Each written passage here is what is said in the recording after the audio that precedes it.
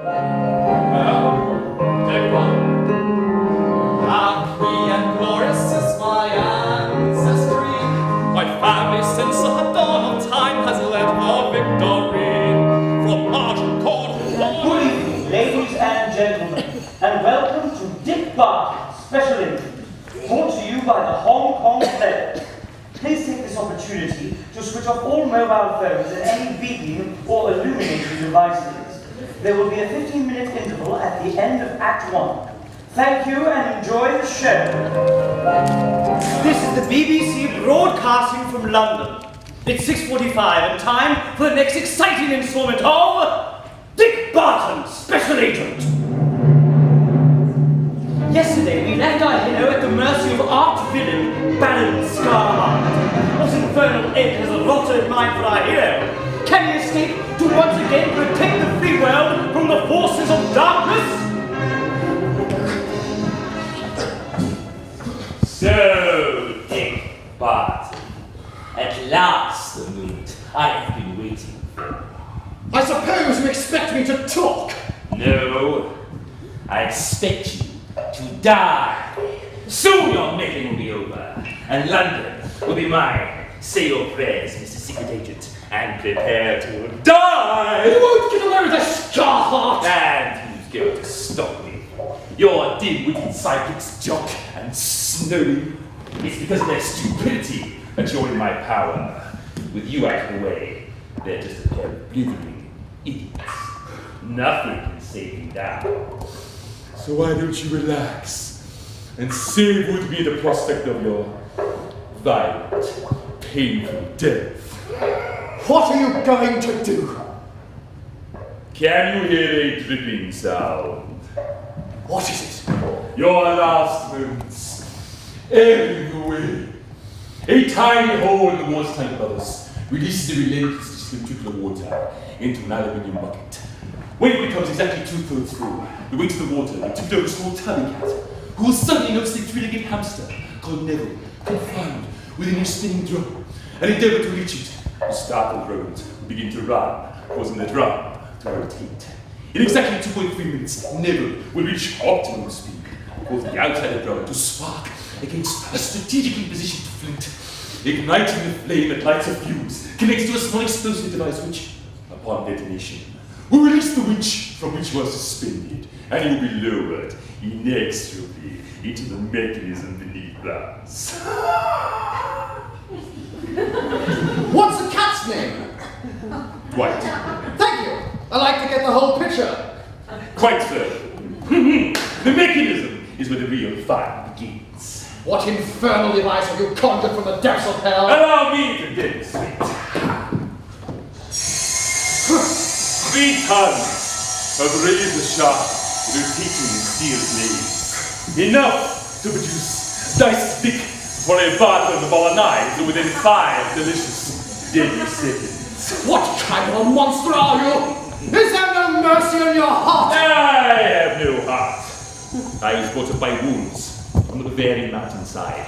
Then, when they couldn't cope me any longer, they sent me to eat them. Imagine the embarrassment.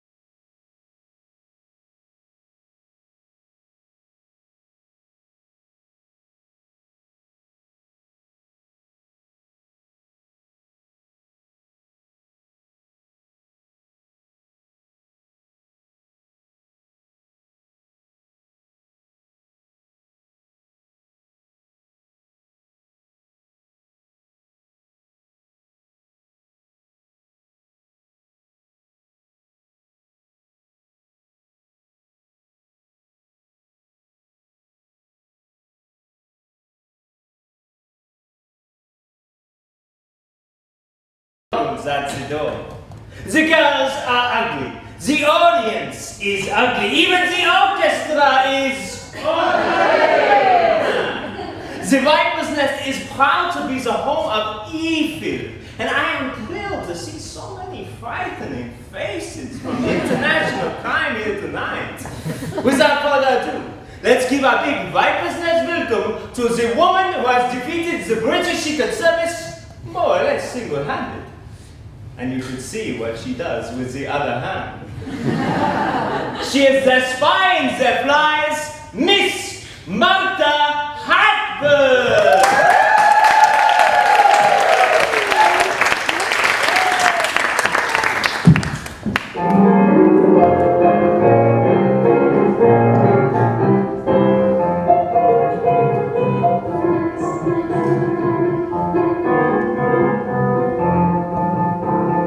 Damsels are distressing, this one's SOS, and won't somebody hear my plea? Help with my researches and my desperate urges for a man to handle me. A rich man, poor man, mother's son, I've made mincemeat out of everyone. When I get demanding, they run for the landing where some man can handle me.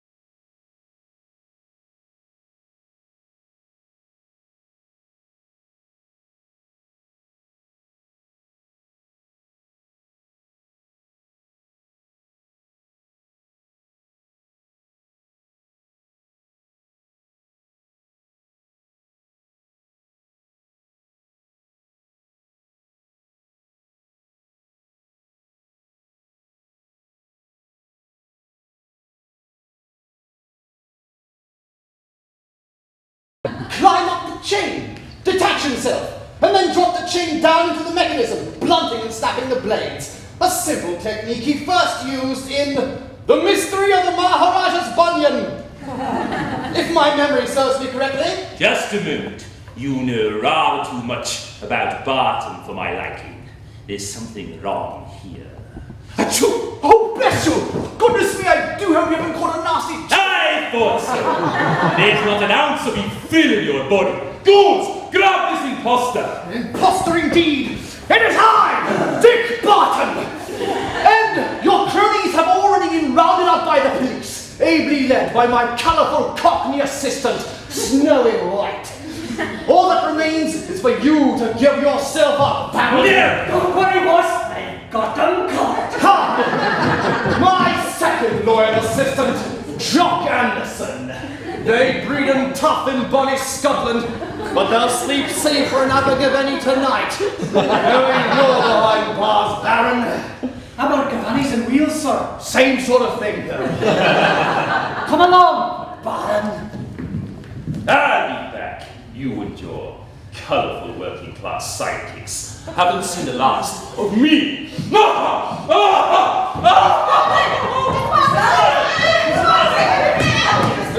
Harry Flack, the Times. Once again, you cheated death and thwarted evil, Mr. Barton. How do you do it? Is what's your secret, Barton? Will we be hearing about this case on your radio show? Any message to inspire the people of Britain in these dark times? My goodness me! What I do isn't so extraordinary.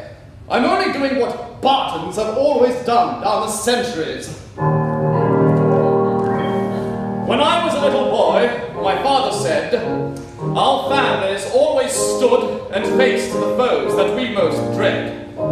And to this day I never run away and meet things head to head. The motto of the Bartons is give each job your best. Keep a stiff upper lip and always wear a vest. Pack a toothbrush and change your underwear. Eat an apple every day and comb your hair. Hail the Barton and save your town. Britons never, never, never shall suck down. Take one. Happy and glorious is my ancestry. My family since the dawn of time has led the victory. From Barton Court to Waterloo we sung our unity. We are the Bartons, we give each job the best. Keep a stiff upper lip and always wear a vest. Pack my toothbrush and change my underwear. Eat an apple every day and comb my hair. Hail Big Barton, he's awfully brave. Britons never, never, never shall be slaves.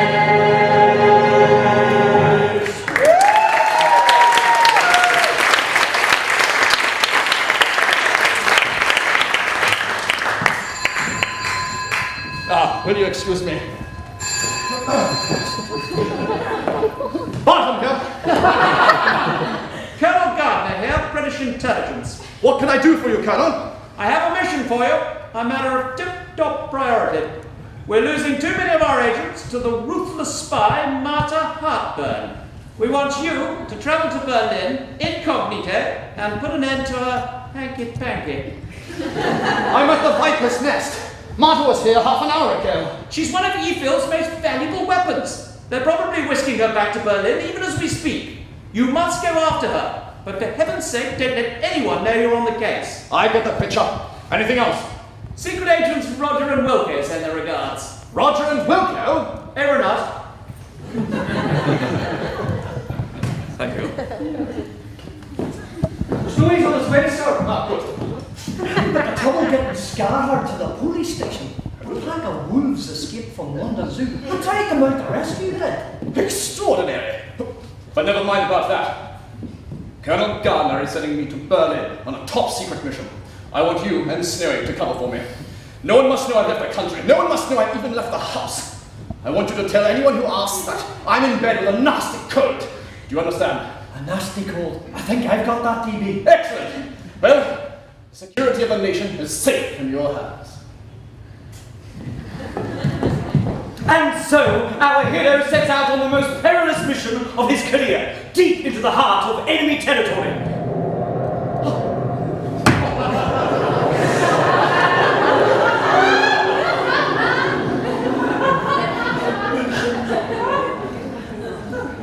Meanwhile, British justice is swift and terrible to those who break its laws, and Baron Scarhart and his gang soon find themselves sentenced to hard labour in London's notorious Parkhurst prison.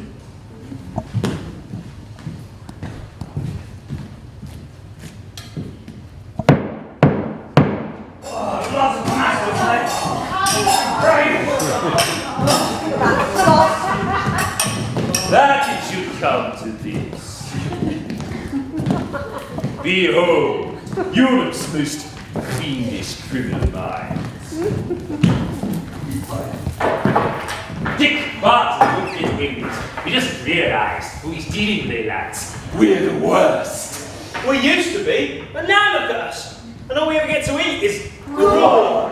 Don't be so down-hearted. Scum always rises to the surface eventually. I'm not so sure anymore. When I think of the old days, I could cry. Oh, they were wonderful times.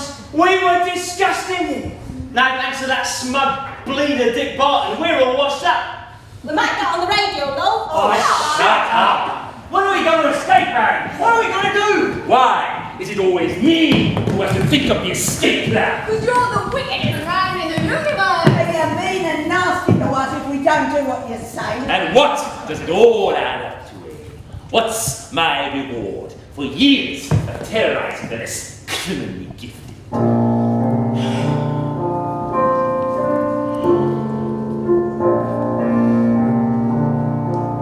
Stress and trauma. Stress and trauma. Ain't you got a plan then? I just need some inspiration. Among the wolves who will meet intended men should fear me. Oh, old and toothless, she still was cruel and ruthless. What did she say, God? Mother, is that you? Your words, they're coming back to me. We are the evil chosen ones.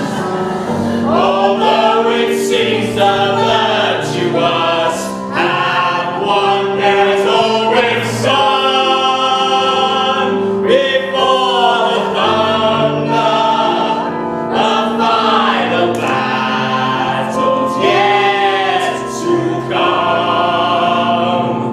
We hunt the wrong, let's just sing a song that stands tall and strong, that's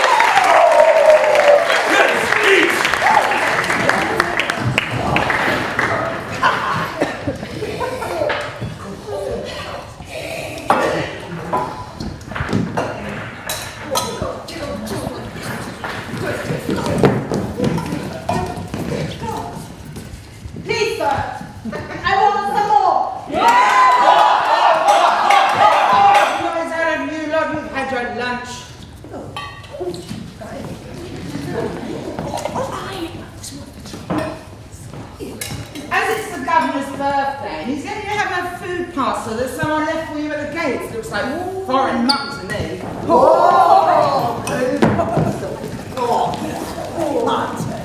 Here, Baron, there's a note here for you from M.H. Martin! I knew she wouldn't let me down. A big Bavarian sausage! Oh, a big Bavarian sausage! Give that to me! I want you all to distract the guard for a moment.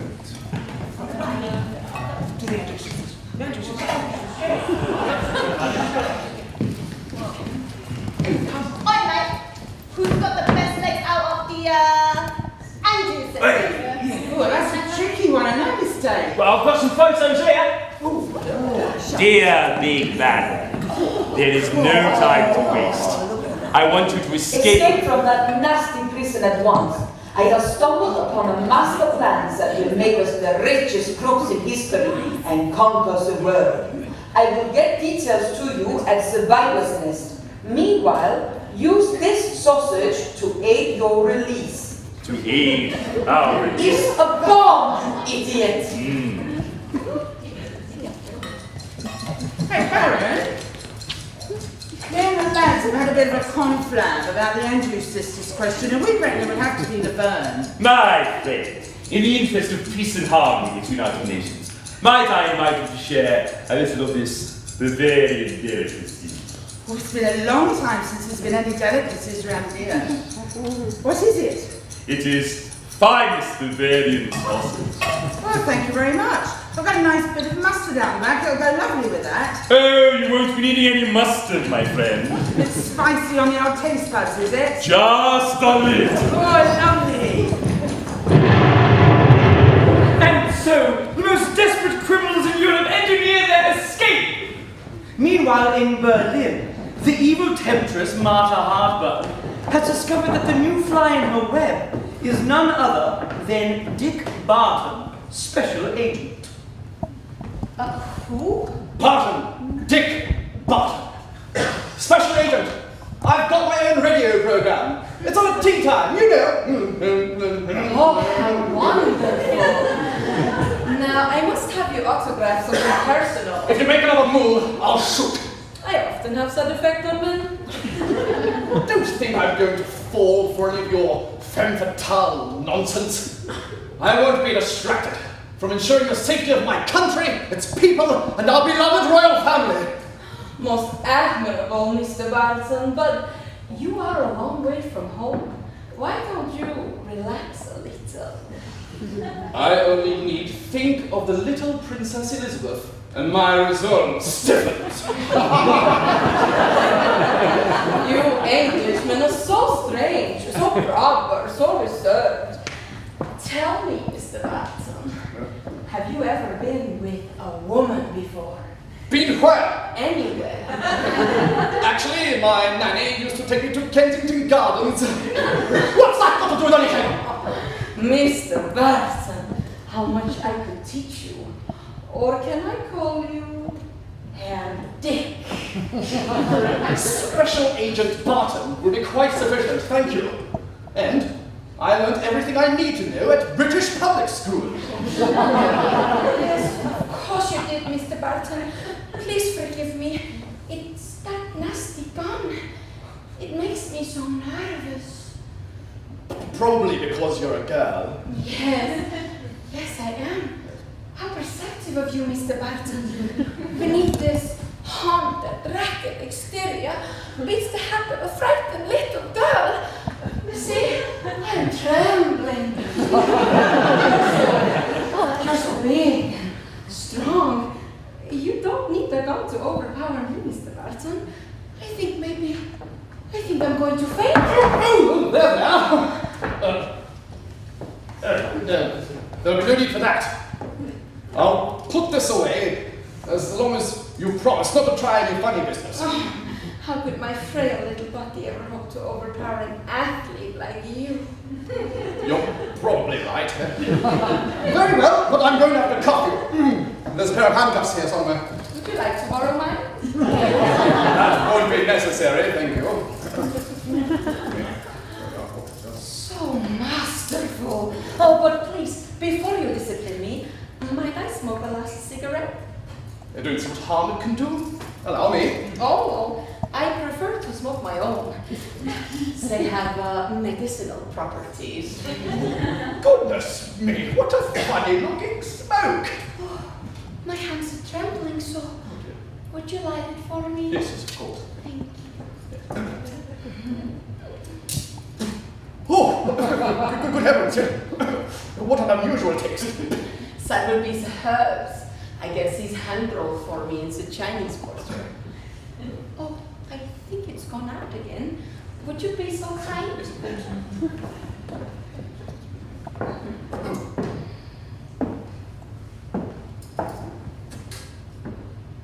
Medicinal, you say? Yes. Can't you feel your tensions drifting away? Actually, I have been feeling a bit tense recently. Do you mind if I... Oh, please, help yourself.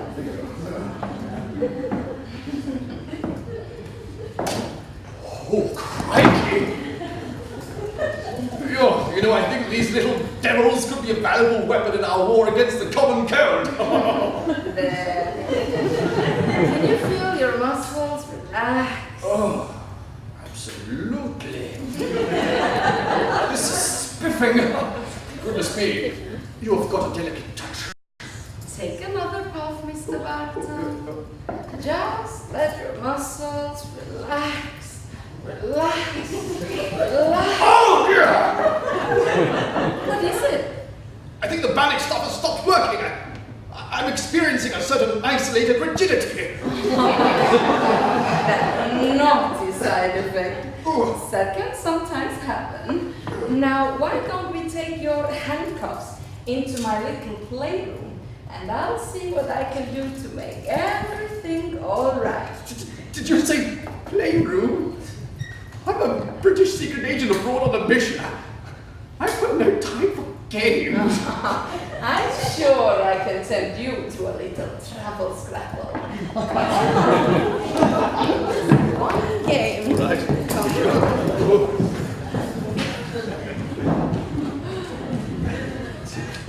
3 weeks later, and Dick Barton has still not emerged from the playroom.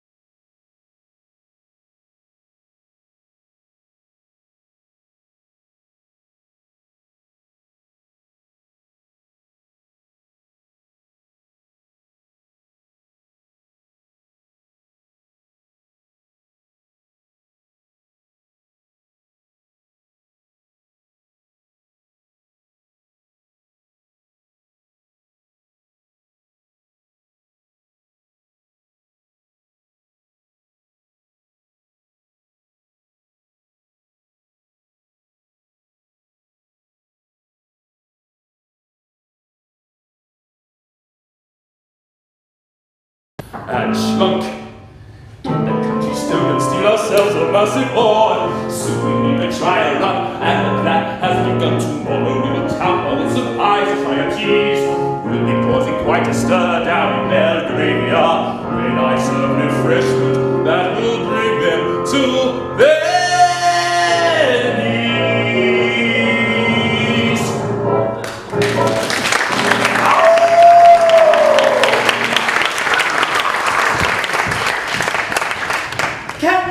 dreadful infamy be allowed to strike at the cream of London society?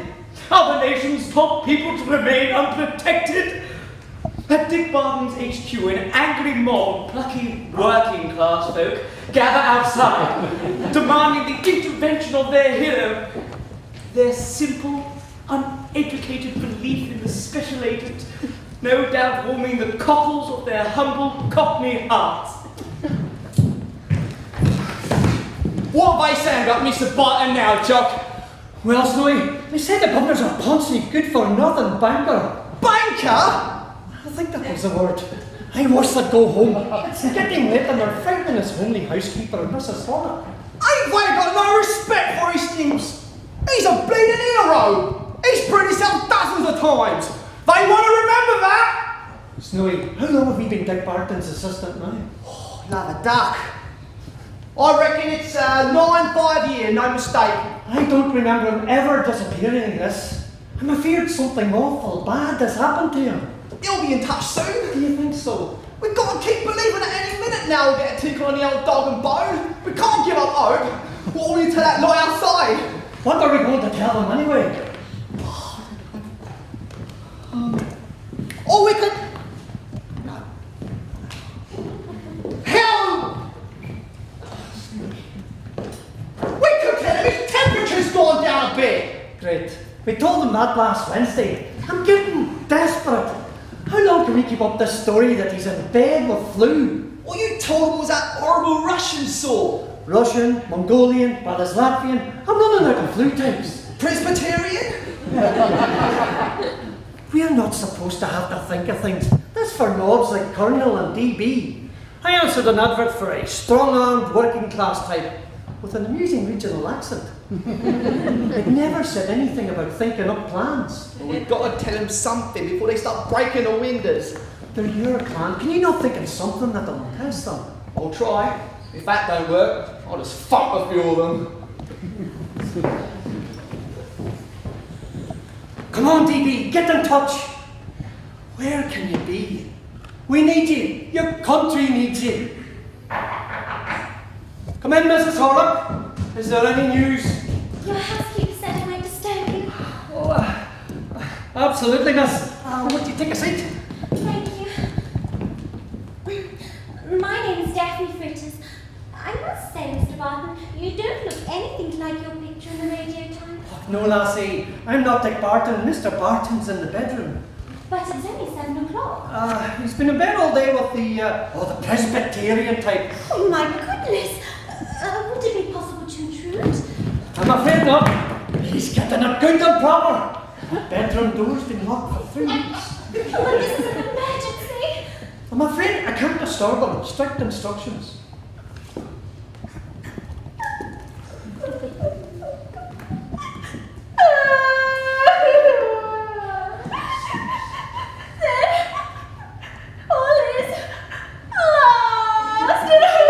Don't cry, miss. There's nothing to be done. That Presbyterian type will have anyone on their back. Thank you for the warning. Well, I can tell from your endearing regional accent that you must be Jock. Please, can you help me? This is a national emergency, and you seem so kind and honourable and rugged. Well, why don't I write it down and then I can give it to Mr. Barton when he's up and about? Oh, could you? I've nowhere else to turn. It's about my father, Sir Stan Fritters. He's Minister for Rationing. Or he was. Or still is. Oh, I don't know anymore. You see, he's missing. Well, not missing without trace. I mean, he did leave a note. But, oh, it's all too terrible. If only Mother was still alive. But she was killed in a horrific croquet accident. And ever since then, Daddy and I have been left completely alone. And now he's gone. And I don't know what to do, or where to turn, or how to make toast, or anything. Are we getting all this down? Does rationing have one then or two? Would you like me to go slower? Would you mind, miss? It's just I'm the gruff salt of the earth physical type. Rationing. Well, I shall try to be clearer. your piercing blue eyes as I speak. And my father is responsible for wartime provisions, and I'm proud to say that the country can feel very safe in his strong, masculine arms and... Anyway, 3 weeks ago, I returned home from a lacrosse tournament to find he left this note. Perhaps I'll read it to you.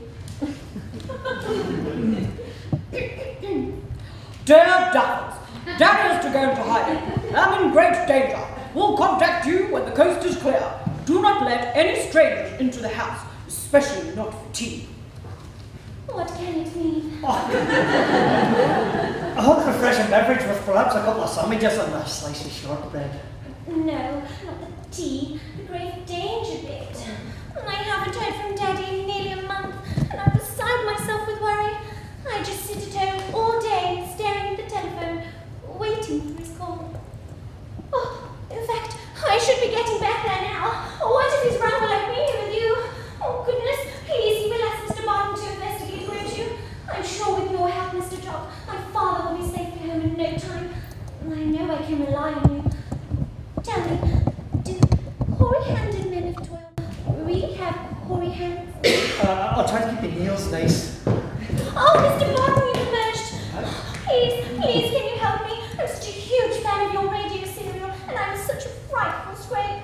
I have to rush home now to wait for a telephone call from my eminent father, who's vital to the survival of our country, and who has disappeared in mysterious circumstances.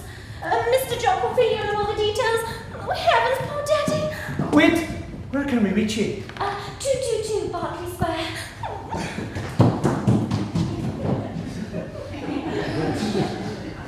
An invitation has arrived for the Gov. A tea party at Lady Laxington's. Just a minute, Snowy. A strange stirring in my hair and breast. A fluttering. I think it might be love. Butterflies in the stomach, ringing in the ears, strange discomfort in the lower abdomen. Yes, that's it. Is it love? Nah, mate, it's indigestion. I get it all the time. Fancy her thinking I'm a secret agent. She's seen DB's picture in the Radio Times. Just a minute. I never noticed it before. You do look a wee bit like her. Here, you having me on? It's a very slight resemblance. Yeah, but I couldn't do all the clever brain things he does. No, but we could pass you off as him for a couple of days. You could appear a few places, and then at least people would feel Dick Barton was on the case. No one's going to believe I'm the Gov. Why not? We could teach you a few phrases, and you can just drop them into conversation. Just a minute. That tea party invitation for the box, when's that for? The day after tomorrow. That'll be the test. Let's see if we can pass you off as DB at Lady Laxington's. Fat old parallax. She'll see through me in no time. No, she won't. Not if you work hard. You can start by reading this. What is it? I heard his nibs discussing it the last day. It's called Pride and Prejudice. It's about gentlemen and ladies and a wee laddie called Mr. Darcy. It'll show you what to do. Goodbye. Where are you going? Berkeley Square. What for? Going to make sure Miss Fritters gets home safely.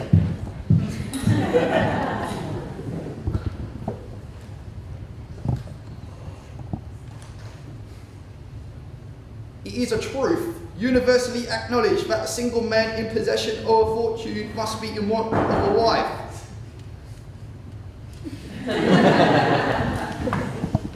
Meanwhile, in old Berlin, Martha Harburn finds that her conquest of Dick Barton has not gone as smoothly as she'd hoped. Something unexpected has happened.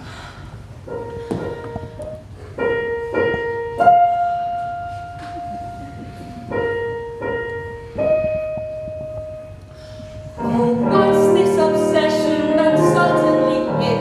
I cannot stop thinking of Barton. In a tree by my window, a little Tom Tit, I swear was repeating Dick Barton. Its chirpy insistence was filling my head, so I got a revolver and shot them dead. But the whole bodyguard just sang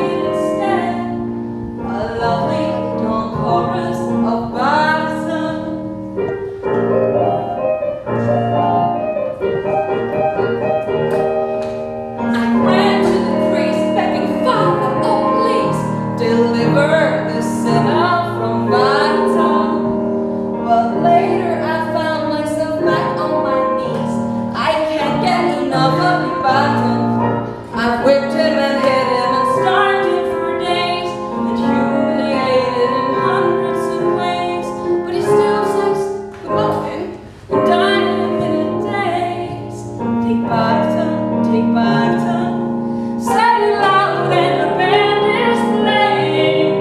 Say it soft and it feels like you're praying. Dick Barton, I'll never stop saying. Dick Barton, Dick Barton, Dick Barton.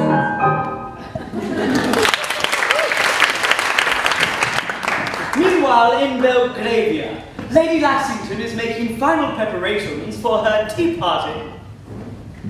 Shit!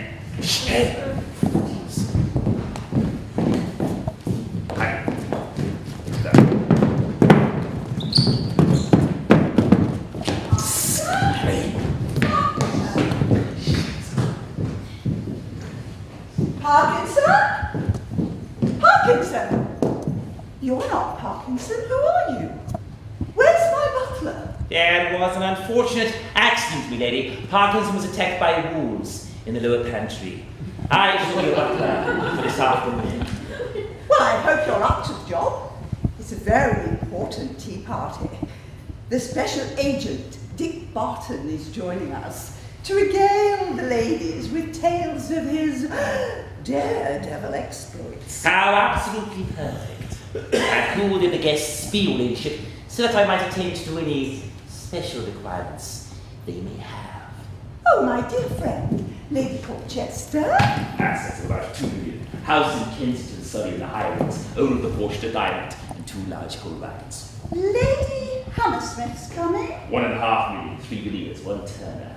Much admired emerald necklace. Then there's the Duchess of Swithin, Lady Cranmere, Lady Hexton, Baroness Dunstan, Lady Penrith, and the Duchess of York. Young Daphne Fritters became very interested when she heard that Mr. Barton was to address us. Daughters of Stanley Fritters. He's the man who knows the location of all the British tea stocks. Barton and Fritters at the one tea party. We have struck gold, indeed.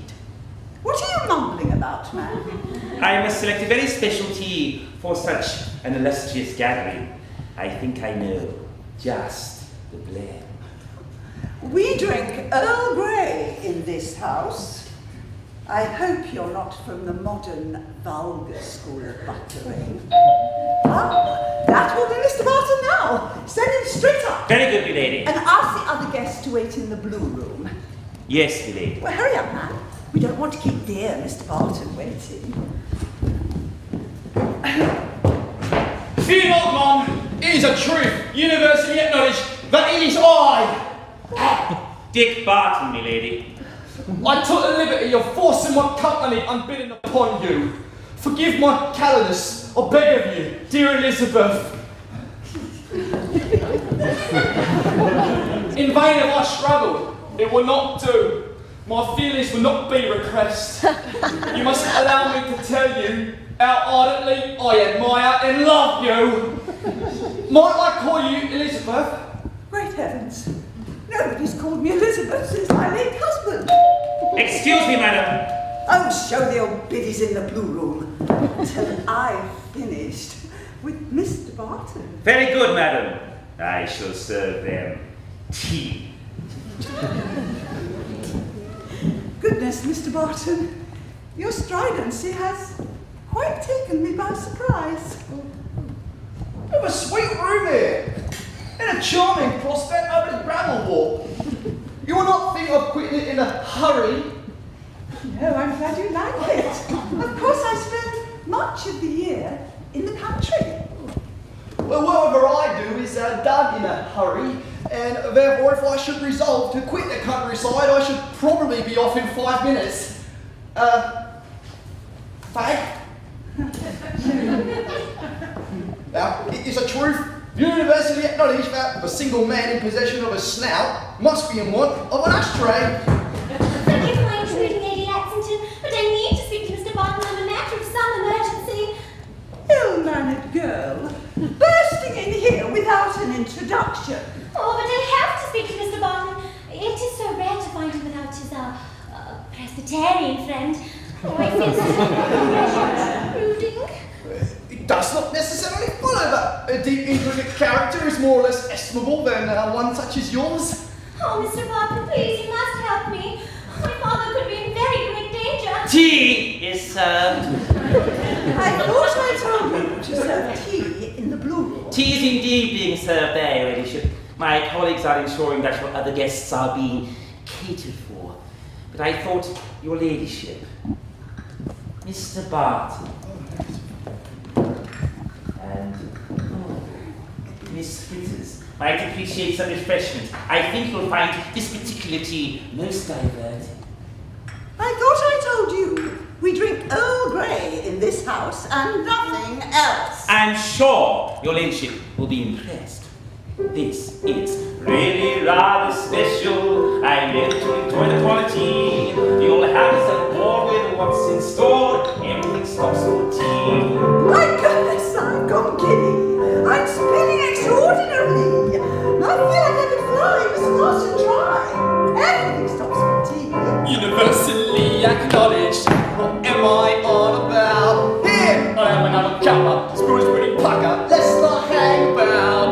What is this funny feeling? I'm grinning like a monkey up a tree. It's awfully queer, but join us here. No, I don't drink tea. What sort of factories may be roaring? With zoom like a way. But there isn't any roar when the clock strikes 4. Everything stops for tea. It's a very good English custom that the weather be cold or hot. If you need a little cuppa, your little cuppa always has a hot time. The lawyer in the courtroom, in the middle of an alleyway, as the storm lets fall when the clock strikes 4. Everything stops for tea. From cups of finest china, it's a typical of aristocracy. In the working class of the firmest class, everything stops for tea. Father is in trouble, I don't know, I understand. How can you sip sipping tea when tea distorts the lamp? Cause my lady likes it, forgive me if I'm wrong. There's a funny Scotsman, I know will get things done. When a Scotsman's feeling thirsty, whiskey is partiality. But when the laws of a king does, everything stops for tea. Don't trust a fancy beverage, no matter if it has a pedigree. We can ask for more when the clock strikes 4.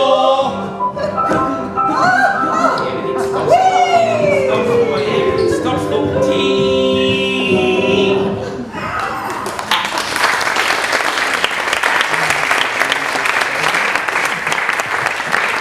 So, Dick Barton, we meet again. And me for 2 and 2. I see you enjoyed my special brand of tea. Simply right. How exhilarating to hear that brilliant detective mind turn to mush. Don't you mush me, mush. The drug has made you putty in my hand. I never liked it there. Where? Putney. Putty? In your hand. You are in my hands like putty. How did we get there? Where? Putney. Putty. There's no such place as putty. You're lost, mate. I am not lost. I am in control. I thought you was in Putney. You? Where am I? Safe with me. Am I in control or not?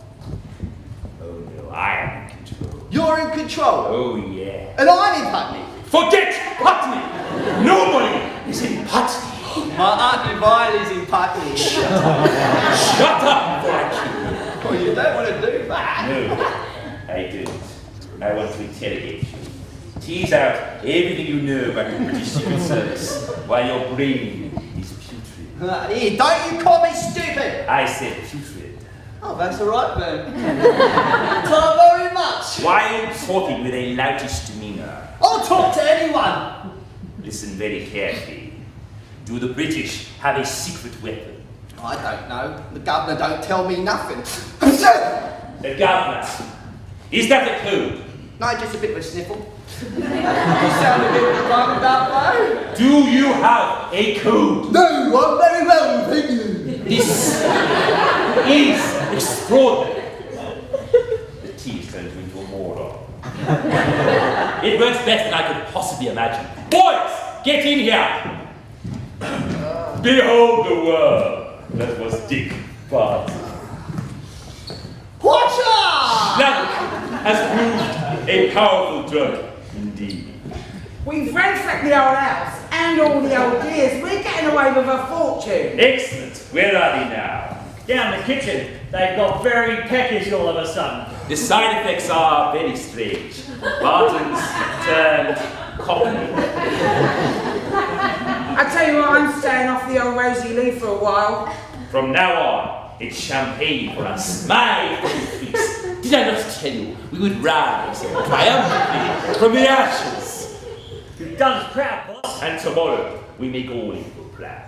Once we've tortured the whereabouts of the rest of Britain's tea from Sir Stanley Fritters, we shall lace it with schluck, and Britain will be powerless to resist a foreign invasion. History will call it VT Day. That's brilliant, Baron. Really evil. And all the information we need will be provided by Barton's rattled brain.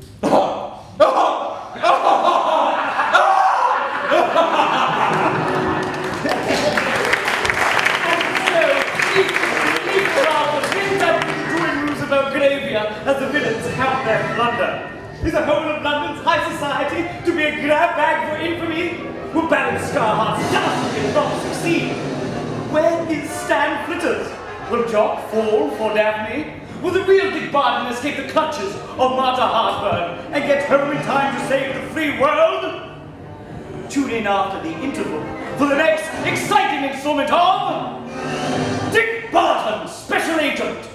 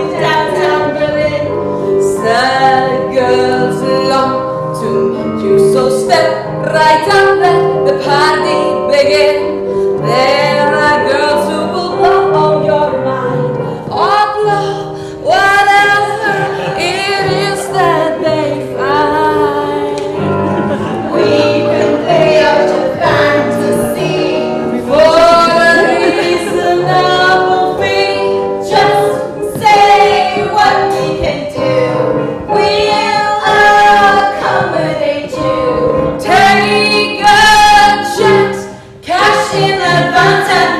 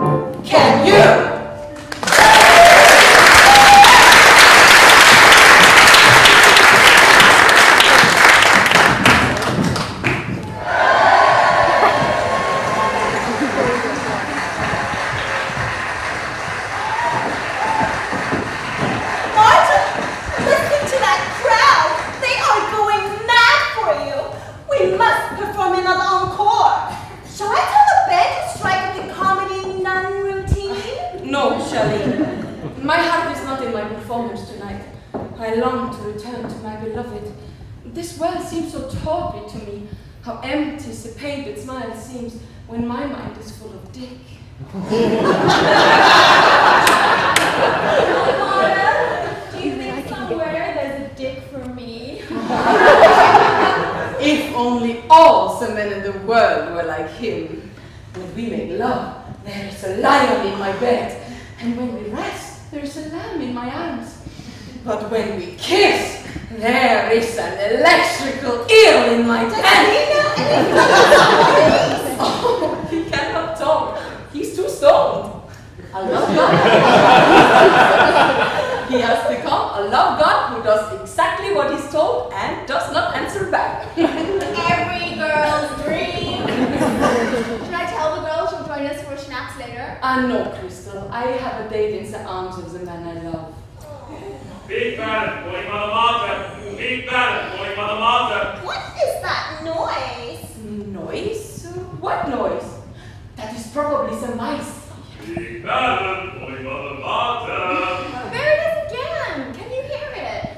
Oh, that! That is my new ventriloquist hand. I throw my voice so it sounds like it's coming from the other side of the room. Big Barton, calling Mother Martha.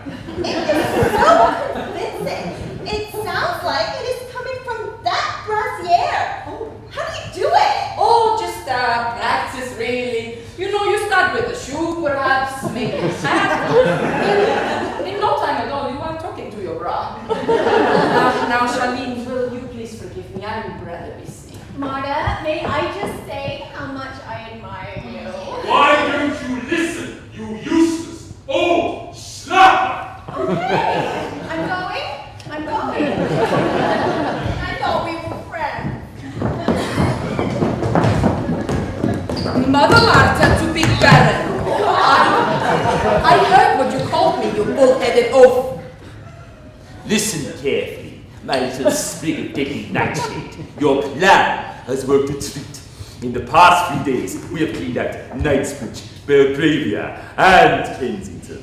The British are putty in our hands. The signal is breaking up. What was that about Putney?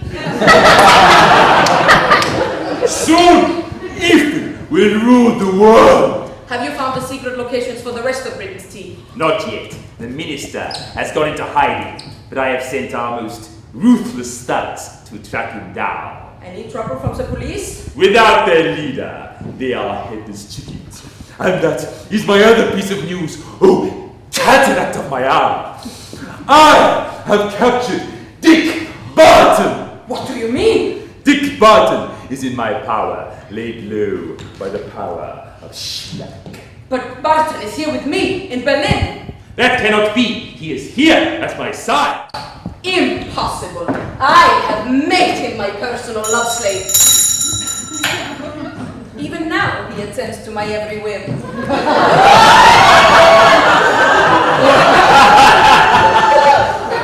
He is here. He is here, I tell you. I say.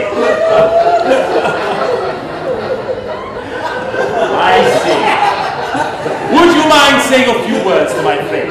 She's a huge fan of your wild shit. It is a truth university acknowledged by his eye. There is something very wrong here.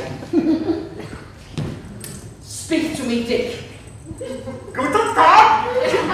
Who are you? Where is my Dick? I have been tricked. Barton has escaped me.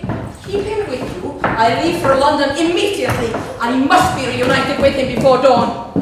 You're in for a very long night.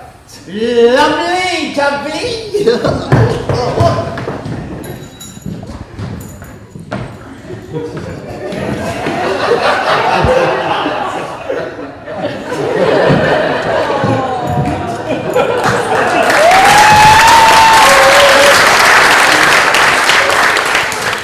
All over Europe, confusion reigns.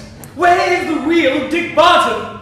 Will he return in time to save the free world from the forces of evil?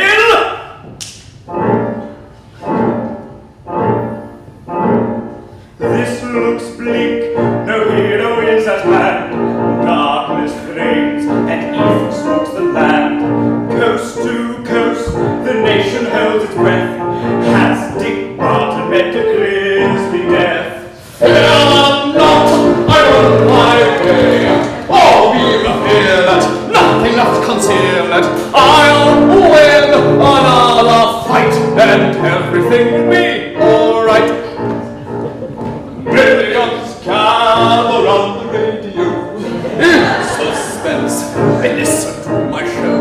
They'll rejoice when Barton gets his man. Winston Churchill is a loyal fan. I'm a phenomenon. No one single-handed could do what this man did. I've never met my match, whatever plan or fee. He loves hat.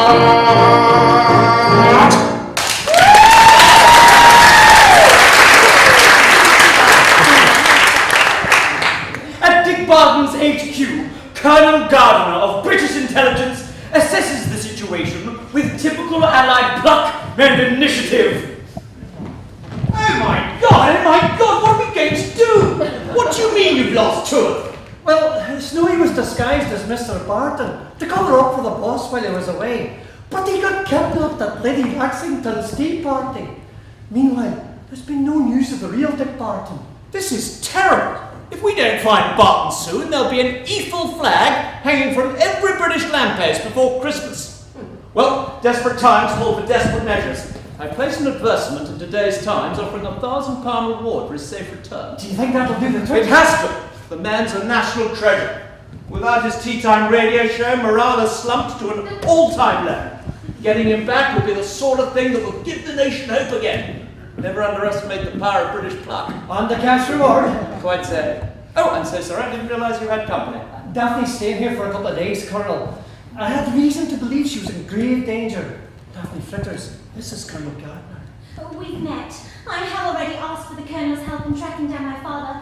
Is there any news? Good heavens, woman, I'm sure your father's perfectly safe. He left you a note, didn't he? I haven't got time to waste on such things. One of our national treasures is missing. Good day to you both. Good day, sir.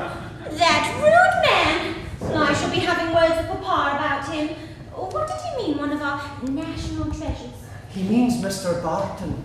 But Mr. Barton was kidnapped during the burglary of Lady Laxington. That wasn't Mr. Barton. The real Dick Barton would never let you down, lassie.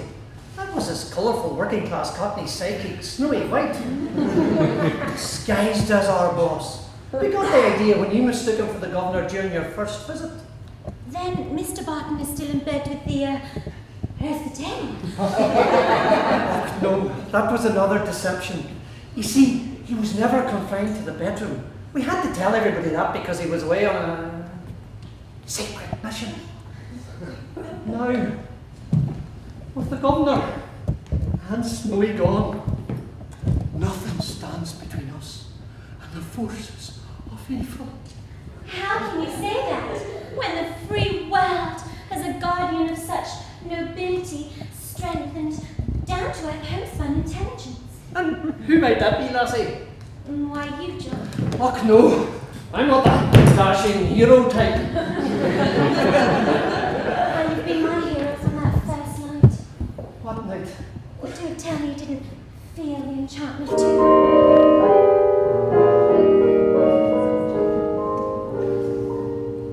That certain night, the night we met, there was magic around in the air. There were angels diving at the rails.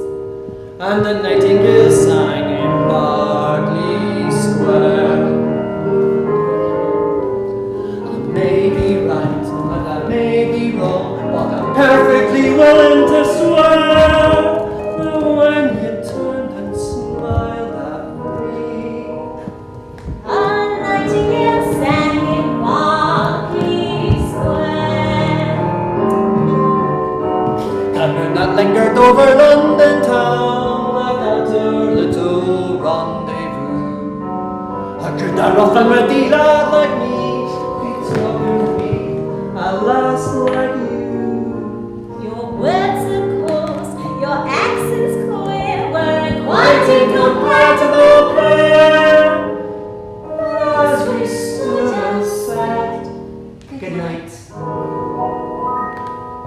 A nightingale sang in Berkeley Square. When donkeys sing with its golden charms and love to linger in your arms, you turned and spoke to me that way you do. You, bunny lass, are higher than you. The homeward step was just as light as a shortbread from Granny MacNair, and like an echo far away. And the nightingale sang in Berkeley Square. Perhaps that's Mr. Barton now. It's for you. Daphne Fritters. Mercy. Thank you, John. That was our butler. Father has sent a message urging me to send a trusty friend with money and supplies to his hiding place in the darkest East End. Fear not, Daphne. I shall be your trusty friend. Oh, could you, Jock? I'd go myself. Would you hear such stories of the East End? Strong drink, loose morals, and jellied eels. Besides, I'm a girl. Just leave everything to me.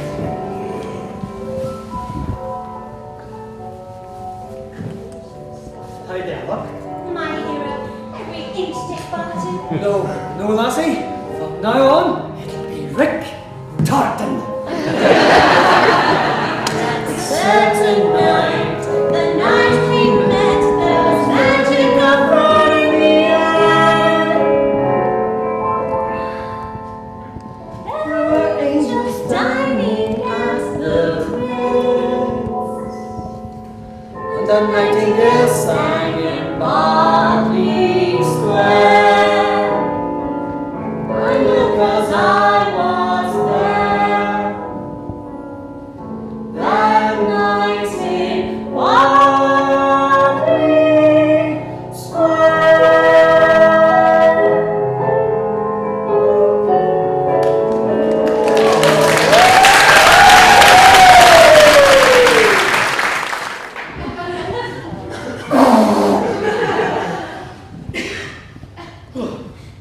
Meanwhile, at the Viper's Nest, Snowy has fallen under the influence of strong tea. Come on then!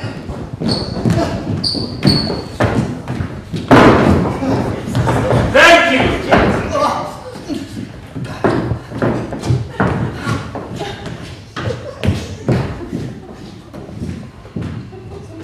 Here, give us another cuppa. No more tea until you've mastered your lines. Go on, just one more. Go on, just a little sip. I can handle it. I can. Honestly, I can. I can stop any time I wanted. In fact, I'm thinking of kicking the habit after this next one. I've got to come off it slowly, like. Not until you've rehearsed your wireless broadcast. What broadcast, Chief? Please concentrate. I'll go through this one more time. When the legions of Ethel ransack the country, you, Dick Barton, will make a broadcast to the nation. And I keep telling you, I'm not Dick Barton! Oh, really? Who are you then? I don't know. Maybe a cup of chocolate, refresh my memory. When you've rehearsed the broadcast. Give it here.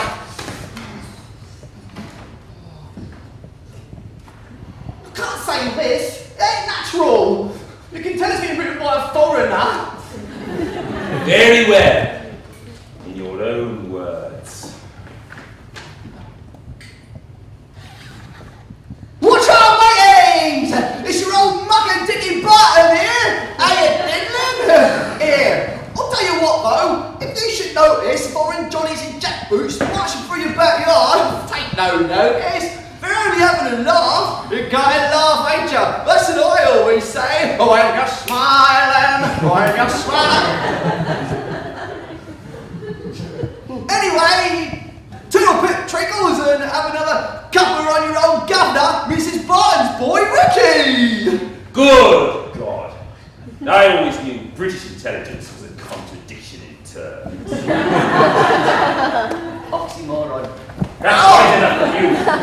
Now, If we only knew the whereabouts of the rest of the tea supplies. Barton! We found the Minister for Rationing! The Stardy Fritters, where is he?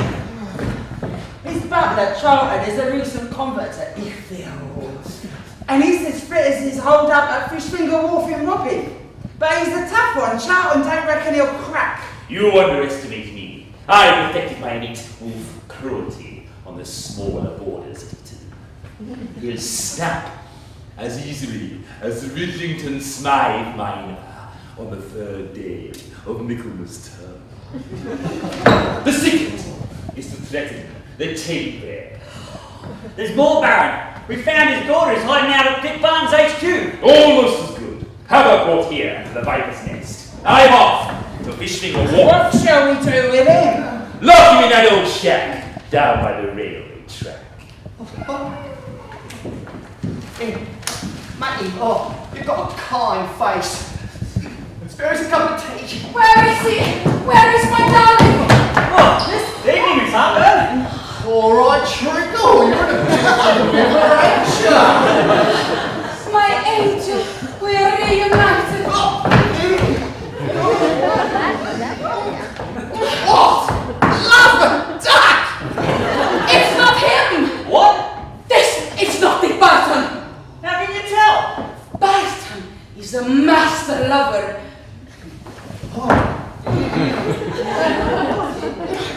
This is the kiss of a talentless peasant. Are you sure? Well, you try.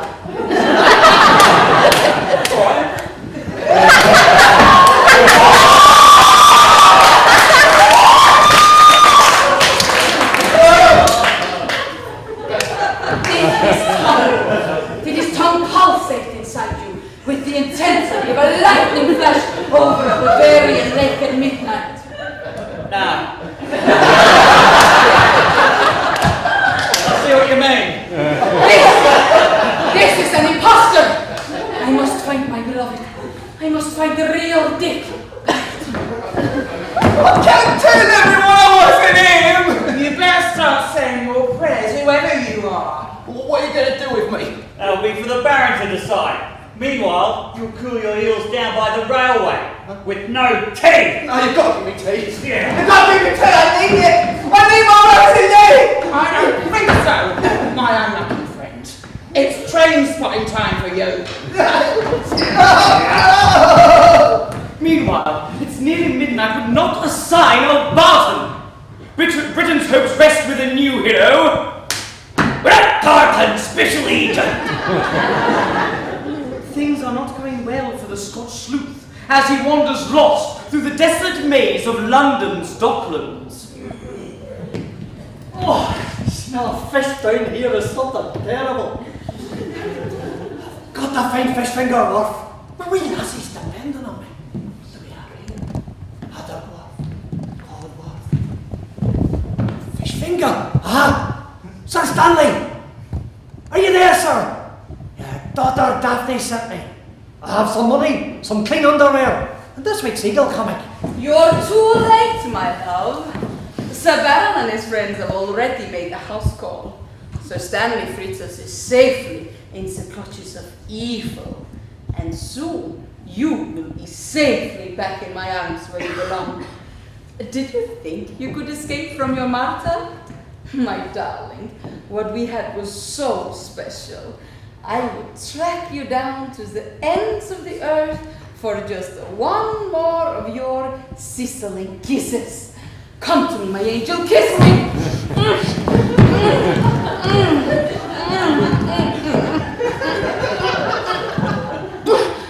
Just a minute. There's something wrong here.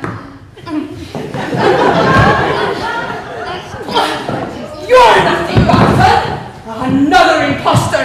Raise your beautiful hands above your gorgeous head, Martha Hartburn. You're a prisoner of His Majesty's government.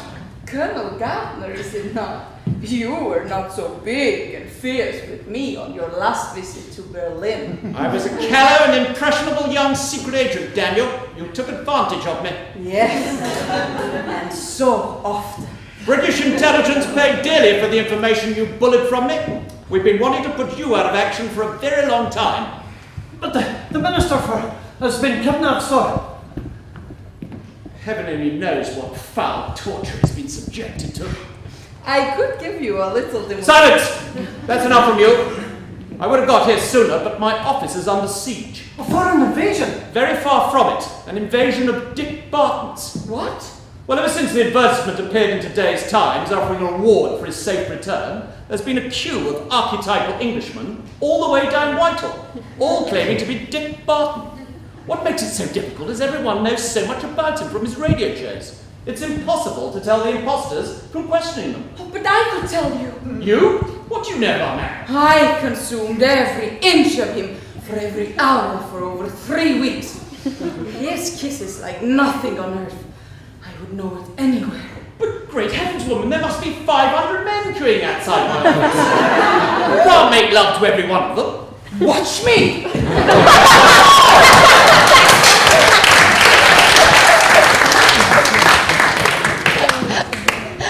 What's this? One of the villains has docked a book of matches, and there's writing on it. The Viper's Nest. Don't worry, Daphne! I'm on my way! Meanwhile, in Whitehall, the tireless search for the real Dick Barton continues unabated.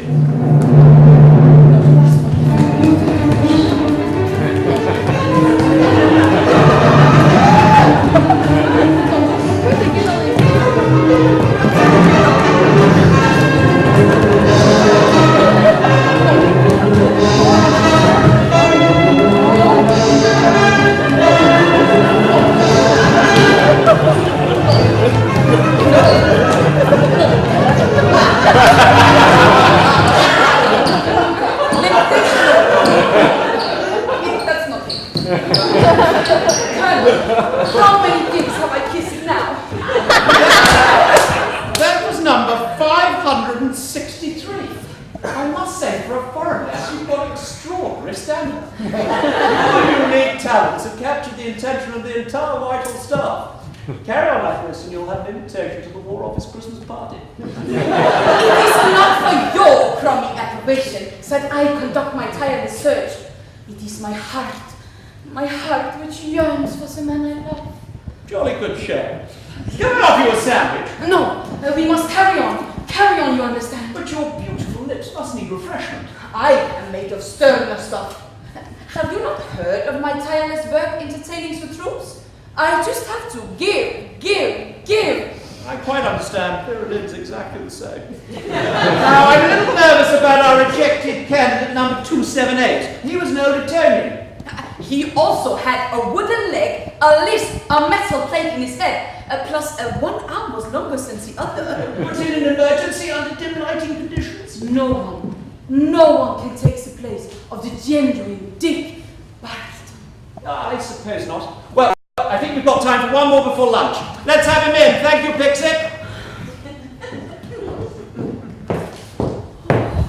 It looks like. Yes. It looks like. Yes. At last, this will be the real Oh, Dick. stop wasting time. Woman, kiss him and let's find out. Well, is it the real Dick Barton? I'm not quite sure. It's not exactly as I remember, but yes, I think it could be. Welcome back to the film, old boy. Oh, fair dinkum. Gee, thanks, Dar. I can't wait to do that British secret agent stuff, eh? But I'm going to have to let the missus know I won't be back in time for the shearing. No! Foiled again! Will this torture never end? Get out, you cowardly imposter! And be grateful we don't set the dogs on you. Worth a try. I can't stand it anymore. To be so close and yet to have my hopes smashed into 1,000 pieces. Why has fate done this to me? Good afternoon, everyone. Barton here reporting for duty, sir. Good to see you batting hearty now, Martha. Oh, you, get out! Get out, you cruel impostor! Can you not see that my heart is breaking? And yet you and your countrymen come here to taunt me with your phony accents and dash and Macintosh and natty little hat perched at the rakish ankle. Oh, no more, Colonel, I beg of you, my heart is breaking. Don't make me carry on.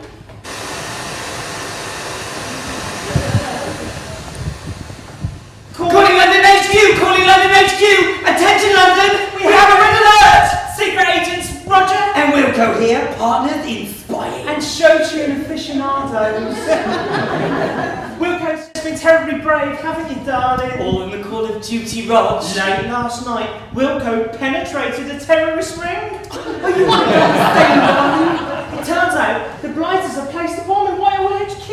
There's enough explosives there to play havoc with the soft furnishing. I must say, I won't be sorry to see that carpet go. The bomb is primed for 1 p.m. Greenwich Mean Time and set to detonate at any use of cheap sexual innuendo. It's vital. You must avoid the use of smut on your lunch break. You must evacuate. Repeat. Evacuate. Repeat. Evacuate. You're going to be awfully commanding. Thanks, Wiggy. This is Roger and Wilco saying over and out.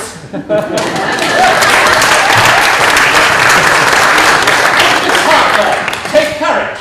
It's lunchtime. Just one more time and then you can have a nice rest. I won't do it! You must do it! The future of the free world may depend on it. You must carry on. You can bet, please, and after all you like, but I will not put my lips on your doppelganger.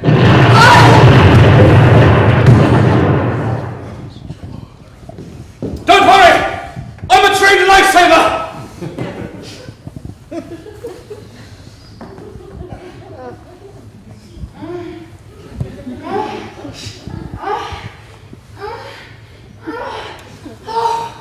My hero.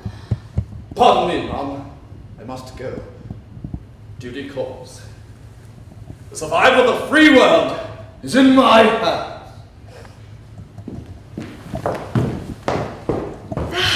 That was the real Dick Barton.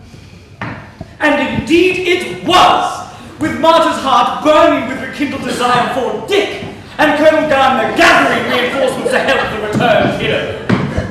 Meanwhile, at the Viper's Nest, Sir Stanley Flitters, fearful for his daughter's life, has revealed his secrets to Baron Scarheart. Are the exertions of evil to prove unstoppable? I told you the location of the Britain's tea supplies. Now let my daughter and I go. Oh no. Just as we were getting to know one another. Can't we play a little longer? What do you mean, you devil? Thanks to your information, my legions are at this moment standing by at tea warehouses all over the nation. They wait for the stroke of Big Ben at midnight to sound across the wireless waves on the chill night air. At this prearranged signal, they will contaminate the nation's lifeblood with schmuck. Within days, Britain's brains will be an unresponsive mush, ready to receive the imprint of Aoife's jackboot. So now you and your precious daughter have become expendable. And there's nothing I enjoy more than expending. But my daughter's an innocent child. Oh dear, life can be so cruel, can't it? Scarred! I knew it couldn't be far away! I detected the stench of evil. That aroma is the sweet smell of victory, my friend. Victory for me and all evil kind. You'll not be laughing when he gets back.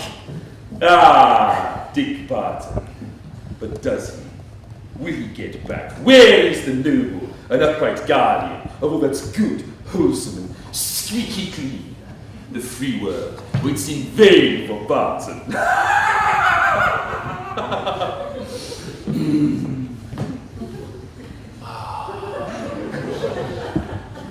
Be laughing, Scarheart. Bring in a girl, too. Add a charming face to this pretty posy of righteousness. You'll pay for this, you blasted foreigner, in this world or the next. It is you, you and your shabby friends, who have a one-way ticket to the next world. And guess what? It's nearly take-off time!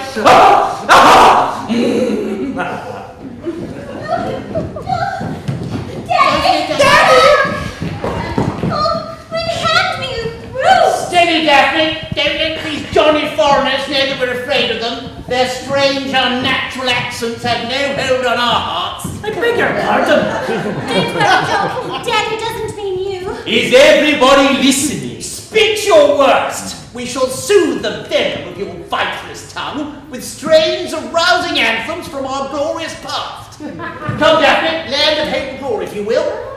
Do you know this one at all, Jock? I think so, lassie. All together now. Containing that tank are 3 gallons of rancid honey, imported especially from the forests of Bavaria. At 23:45, the sickly mixture will tip down, coating you from head to foot in syrup. Excess of this will seep beneath the floorboards, where an army of Namibian blood-sucking killer ants are currently dozing. The ants will swarm up the floor, attracted by the honey, and slowly suck out your blood. Meanwhile, your every nerve ending will be tortured by 1,000,000 trillion little feet scrabbling across your skin, up your nose, in your mouth and eye sockets, and into little crevices you never even dreamt you had. Terrible, agonizing death! What sort of mind could concoct such a horror? There's plenty more where that came from. We had to make our own entertainment in the wolf pack. Well, I'd love to stay and watch, but I've got a bit of a tea party to plan. The door will seal behind me. The only way out is through the killer ants. Have fun.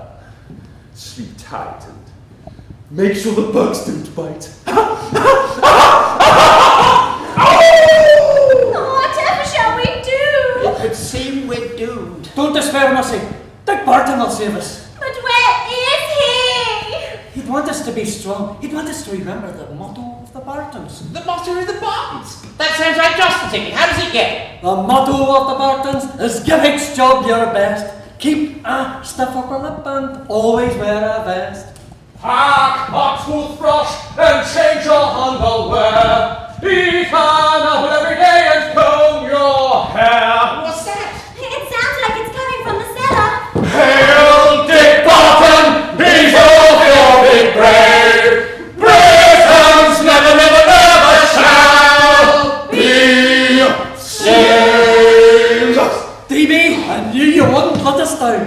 What kept you so? Sorry about the delay, everyone. After I escaped Martha Hartburn's clutches, I had many, many adventures on my way home. I had to organize a great escape from coal dips, bust a few dams, and lead an Austrian family with a singing nun across the Alps. But I'm here now! My goodness! What's the matter, Chief? A virtualized miss! I fear I'm going to have to scratch myself in a private place. Some of the pluckier fellows may have climbed your trouser blade. Good God! Namibian blood-sucking killer ants! And the cellar's full of them. And the only way out is straight through them. The little blighters are waking up. I must have disturbed them. Scarhart's arranged will be coated in honey at any moment. That'll drive him crazy. The devil. Even you can't save us now, Barton. We're not beaten yet. Let's see what I have here. Clean underwear! We can make a sling from the knickers elastic and then... No!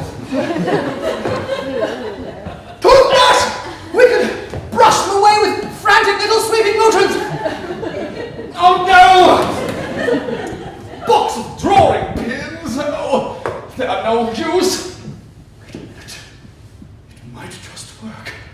Each one of you, take 4 drawing pins and push one into the sole at each here and toe. What good will that do? Quickly, so there's no time to lose. What are we going to do, DB? Well, there's only one guaranteed way to make Namibian blood-sucking killer ants scar, and that's the sound of approaching elephants. But where are we going to get elephants at this hour, Mr. Barton? We won't have to. We're going to trick the little blinders into thinking there's a herd approaching. How do we do that? We tap. What? Watch me, everyone. This is a simple 3-step shuffleboard change combination. When it puts in the free word of I, 6, 7, 8. Tap. I come out having feet. Give them a look up. And they begin dancing. I'm a girl, taking to tapping toes. And when I get to, I can't control my dancing feet to save myself. Weary blues, don't let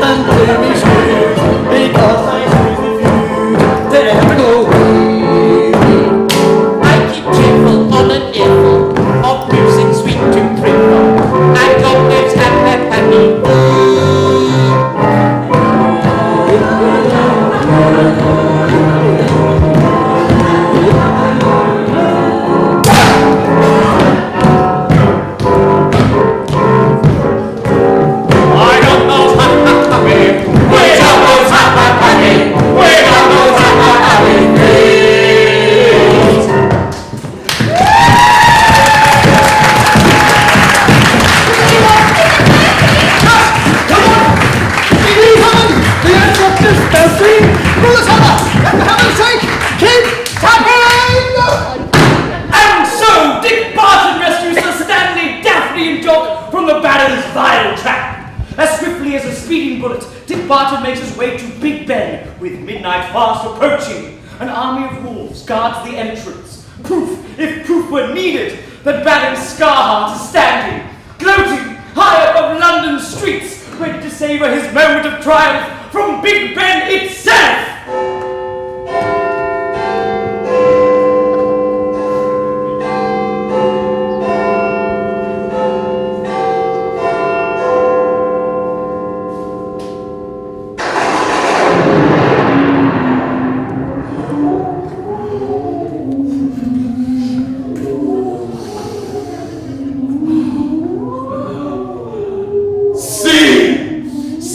The blood-red harvest moon, my sharp-fanged angels of the night. Soon all Britain will tremble at our feeding frenzy. In a few moments, midnight will toll throughout this mean-spirited, damp little island, heralding a new dawn of Ifil! Are you there? Martha! Out here, my angel of darkness. Out here amongst the stars, surveying our kingdom.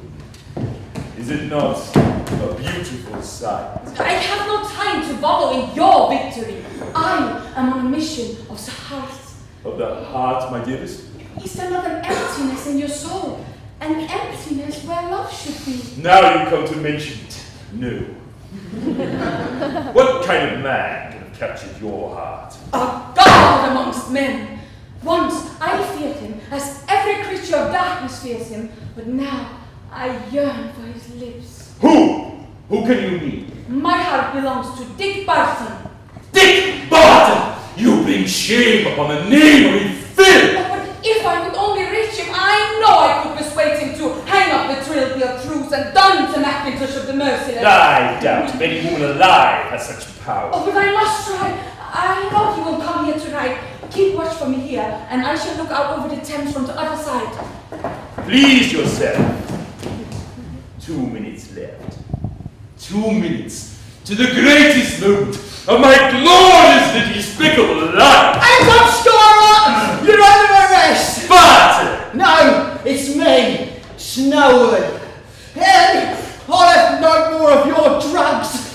It was tough going, but I went cold spam and got clean of them. Now, with the governor unable to stop you, I reckon he want me to step in and be the bleeding hero. How did you get past the wolves? That's no problem for me.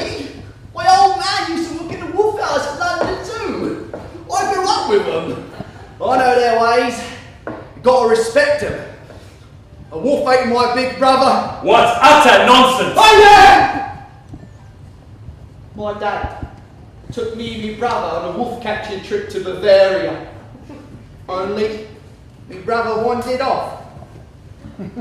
We searched everywhere for him, but all we found was his teddy bear. What did this bear look like? I always carry him with me. Here you are! Say hello to the nasty foreign bloke. But that's Bobo! I know him anywhere. I lost that bear the day the wolves found me. Bobo! Come to my arms. Go! At last we are reunited. But just a minute. Your brother, you say. But that means... Here, give us that bear back. Never! The bonds of a boy and his bear are stronger than the bonds of blood. You don't know how long I have dreamt of this meeting. I want you to join me in my crusade. Well, that depends. Depends. Well, Mr. Barton pays me £2 an hour. How much could you pay? 3.5. Plus £10 for the teddy? 7.5. When do I start? My brother, you fool. Start immediately. Midnight approaches, as does the zenith of my plan. There is one who has betrayed our cause. She must not be allowed to disrupt the onward march of Ifil. You will find her on the other side of this tower, looking out over the river. Kill her and toss her broken body over the parapet. Right, you are, Chief. Anything else? Just say the word. 3.5 shillings an hour. God blimey! Mother! Now I know you're out there somewhere, watching over me. 30 seconds till midnight. Sleep on, England. Sleep on, the rich man in his castle, the crofter in his humble cottage, the shopkeepers and the serving maid, the farmer and the engineer. Sleep on in the comfort of innocence. You will need all your strength for the horrors of the morn! 10, 9, 8, 7, 6, 5, 4, 3. I promised you 3 and 6 an hour, Jonas. Barton, actually. Dick! Barton. Snowy told me around here. You didn't really believe you returned to Efield, did you? His father did work for the Wolf House at London Zoo, but you fell for one of the oldest tricks in the book. Secret Agent Boo-Boo! Report back to HQ. Your work here is done.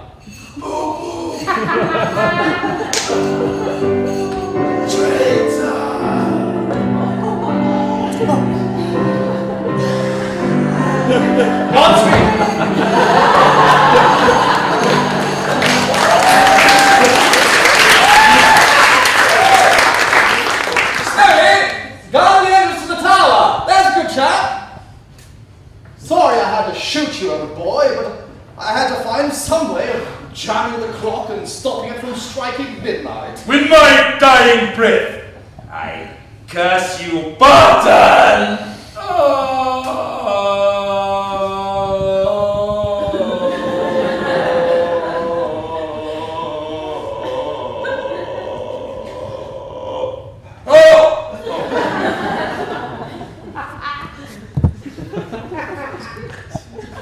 God rest his soul. He's with some power of goodness now. May the angels save him. Good God, that's a lot of stairs. Are you right, Barton? Perfectly. Thank you, sir. Well, it seems you've done it again. Saved the day and thwarted evil. Yes, it does rather look that way, doesn't it?